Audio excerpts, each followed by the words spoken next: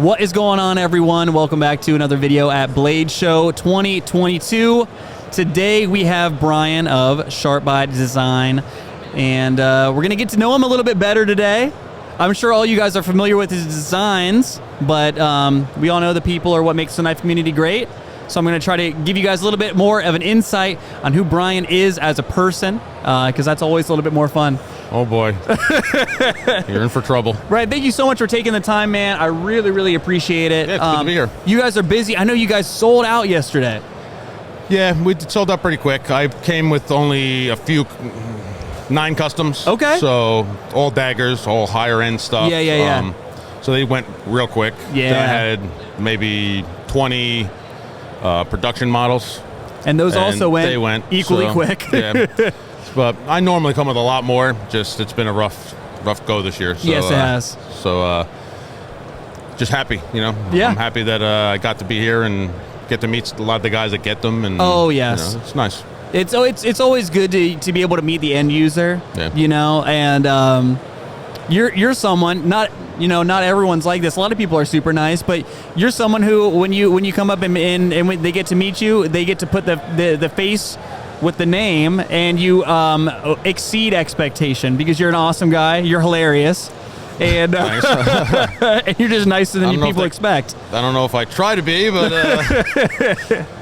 it's it's part of the reason why I even come to the shows. So Sure. I really don't need to do shows. Yeah. I do well enough where I can just do it all over the internet and through Instagram, stuff like that. But a lot of it is coming to meet the people, let them see that I might not be who they think I am, who I play on the podcast and stuff. So it's good. Yeah, absolutely. So when you're first getting into the knife world, what was the scene like? What did you have, like a gateway knife? What brought you in? Well, I always liked knives when I was a little kid. Yeah. But I would a family or a friend would give me one, and then my mother or something would disappear, and I'd never see it again. And got out of knives for a long time. When I say got out, I didn't even realize there was a custom knife market. I moved into a neighborhood in Byram, New Jersey, and one of my neighbors met my wife, and he was having a Halloween party. Okay. And she came back from I didn't go because I don't like getting dressed up. She comes back from the Halloween party, said, "You got to meet this guy, Bill Barrett. He hand forges knives." Fantastic. And, I said, "Oh, so great. I machined knives. I didn't machine knives at the time. I was designing machinery." Okay. I said, "Oh, well, I met him. Let me show you what I can do with machinery." He took me to my first show with a couple of the first knives that I made, and it just like took off. I didn't even know there was a custom knife market. Okay. So I was out of it for so long. That's so cool. Kid. So yeah, it was pretty neat. I owe a lot of where I am to him. Not that I didn't work hard at it, but he's the one who really got me into it. And you may have never even been sucked into the world of custom knives, or even just the larger knife community in general without him. Nope, no, absolutely. That's really, really cool. So, when you first get into it, who are some of your biggest inspirations? Because I'm a machinist, when I first started off, R.J. Martin was somebody who I really admired and looked at his stuff. Oh, yeah. Brian Ty was another guy that I really enjoyed his work. Yeah. Looked at all the machining details, Innovative, and all that stuff. yeah. But once I got past that and I started doing my own stuff, I really tried not to look at other people's work. I want my work to be my own. Exactly. So a lot of people will come up to me like, we talked about what you're going to be asking me in a few minutes. And Yeah. like, I don't know that many people's work, so it's a good and bad. In this industry, when somebody comes up to you and says, "Oh, you know about this?" You want to know about it, but Yes. I don't know a lot of people.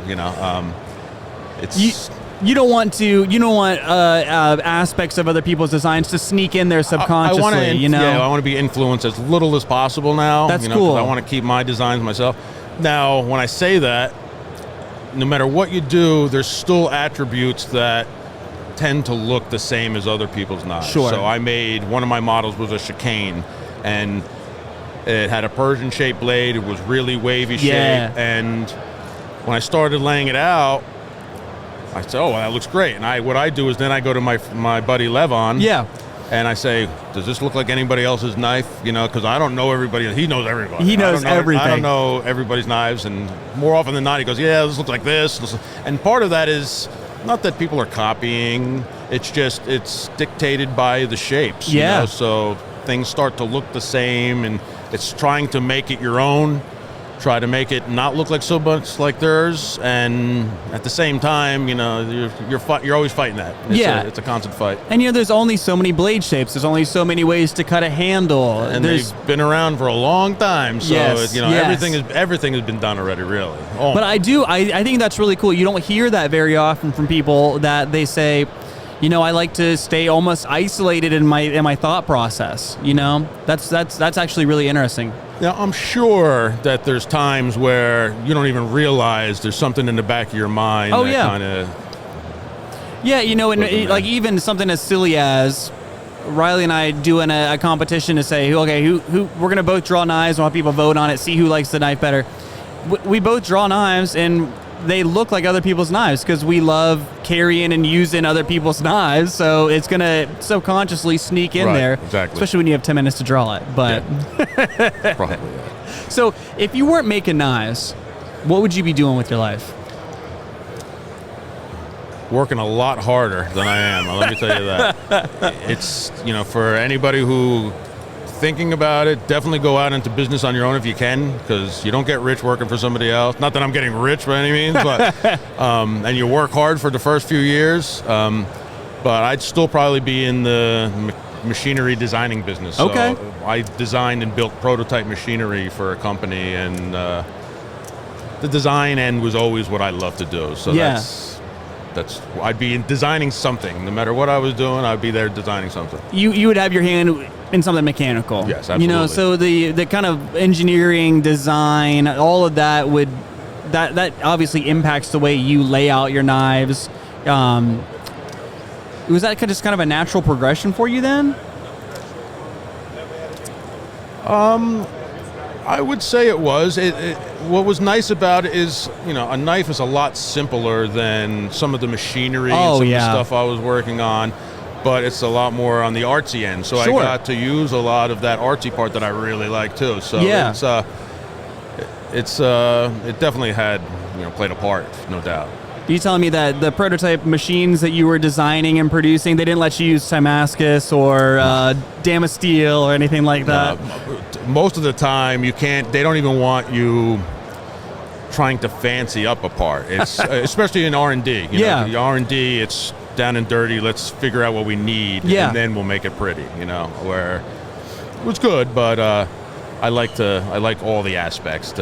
From beginning to the end, I like to have the whole process work right. You know? Yes, like a solution to a problem almost. Right. That's really cool.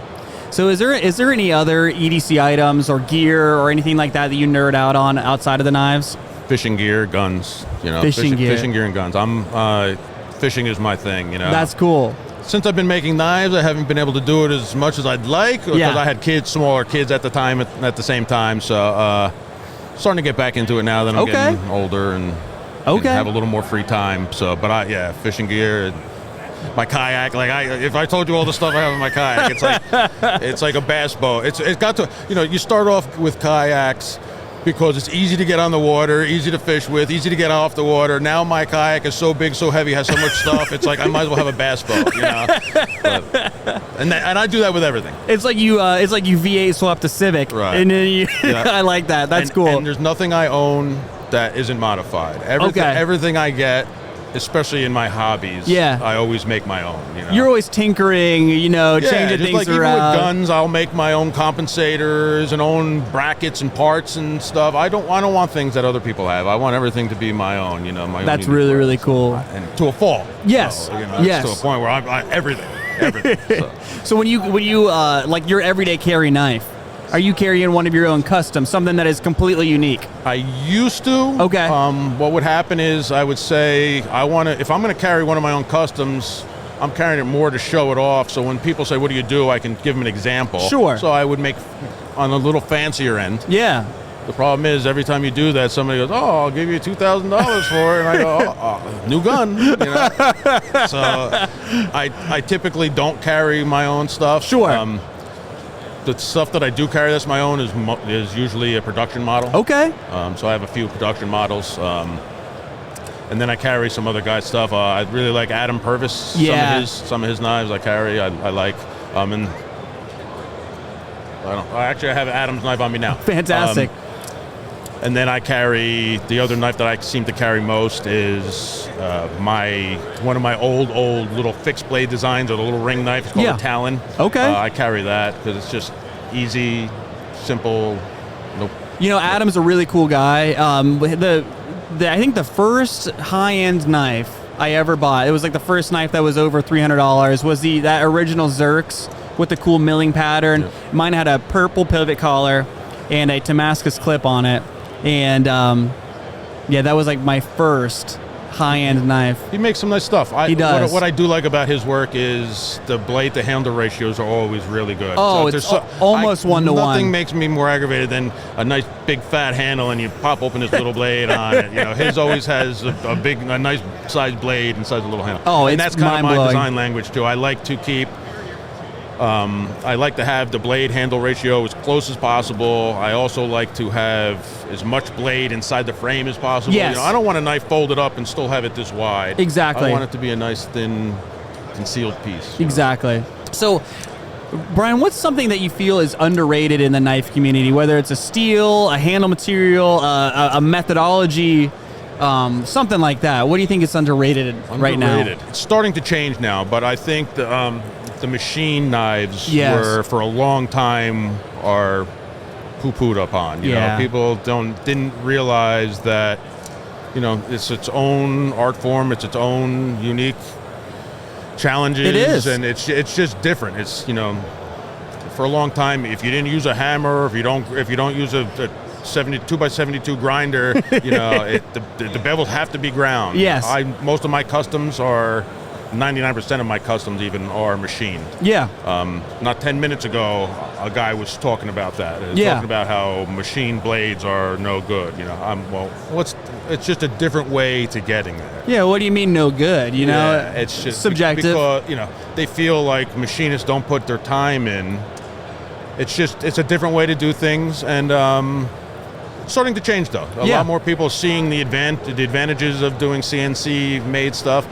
Would I like to have all my bevels ground instead of machine? Sometimes. Yeah. You know, I can do a lot fancier things that you probably can't do, and hope to show. I can't talk too much about it now. I want to show something that's totally different. Okay. As far as blade, it's not going to be practical at all. Oh, I love that. But it's kind of just look what I can do. Yeah. You know? Yeah. So now that my production stuff is going well. I can back off of the customs, making so many customs, and I don't have to make everything I make. I don't have to think about I have to make money with this. Yeah. I can try things and say I don't care if I make money with it. I want to do it anyway. Yeah, you know? yeah. And up till now, I haven't been able to do that. So I'm excited to get to that. That's a cool position to be in. Yeah. That is really absolutely. Cool. So that new model you're talking about, or is it just it's not even a custom model? piece? It's going to be a one-off custom piece. Where can people keep up with you to see that when it's available to be seen? Probably like everything I do, it's going to be Instagram is going to be where I show things first. And do you want people to skim over, or do you want them to actually read what's going on there? No, don't read anything. Just ask me the questions that I answered in the text there. I love that. I love it. I love when that happens. Brian, where do you see Sharp by Design 5-10 years from now? If I'm around 5-10 years from now, I'm getting older now. I'm 50 years old, so I'm failing quickly. I'd like to, you know, and you would think I would know this a little bit better. Truthfully, I am at the end of my career. Even though I feel like I'm a new guy, I'm getting close to the end. I want to kind of keep going with what I'm doing. I want to have a nice production line going with dealers involved, multiple models out at a time where people can get them. A little bit hard to get. You got to keep them a little bit hard to get, but at the same time, have a better option for people to get them, because right now even with the production with the dealers, they're going so fast. Yes. That a lot of guys don't have a chance to get them. So I'd like to find where that fine line is, where there's just enough to keep the demand there, and still be doing more of the one-off custom stuff. I don't want to make big hundreds runs of things anymore. You know, of arch nemesis. I want to go down to do something totally unique every time and kind of test what can I do, you know, because there's a lot of things that I would love to try. Yes. It's just, it doesn't make sense, you know. Already some of the machining I do, hours and hours on the mill, you know. Oh, yes. It's you can't really justify that. And I want to get to a point where I don't have to justify it. I just want to do it. And while the production stuff, you know, supports me and my family. I got 3 kids that are getting, you know, one's in college now. The other 2 are knocking on that door. So it's a little scary. But it's about to be crunch time. Yeah, it's a little scary, but you know, things are going well now. So you know. And then maybe you'll have a little bit more time to be out there fishing. Well, that's the plan. At some point, I live in New Jersey. Yeah. Not the greatest fishing state in the world. Dense population. Yeah. You can go out to a lake. So we fish hard. And when I say fish hard, we carry our crazy kayaks and fishing tubes and hike through woods 5 miles to get to these out-of-the-way places. Yep. So nobody's there. You get there at 5 o'clock in the morning in pitch black, and you sneeze, and somebody from the lake goes, "God bless you." You know, it's like, that's how bad Jersey. Nothing's untouched up there. Right. I want to get down to Florida. Really, what I want to do, I don't like heat, but I want to move to Florida anyway, because it's the fishing capital of the world. You know, it's like you can do everything there. And that's where I want to end up, so I can just take a boat out and fish every day. Fantastic. And your kayak yacht. Yeah. Fantastic. Yeah, Brian, do you have anything else you want to tell the people out there? Just look out for what I have coming. You know, I come up with a lot of new designs, and I'm going to keep releasing them and keep trying to show you something different. And hope you like them. Thank you, Brian. Brian, thank you so much for taking the time. I know you're super busy. Thank you. You always have people over at that booth over there. So not a bad thing. We'll link all your socials down in the description so people can find out what you got going on. Excellent. And I really appreciate you taking the time. Thanks for having me. Guys, thank you so much for sticking around with us for another Blade Show 2022 video. We'll come at you guys in the next video. Thanks, man. Thank you.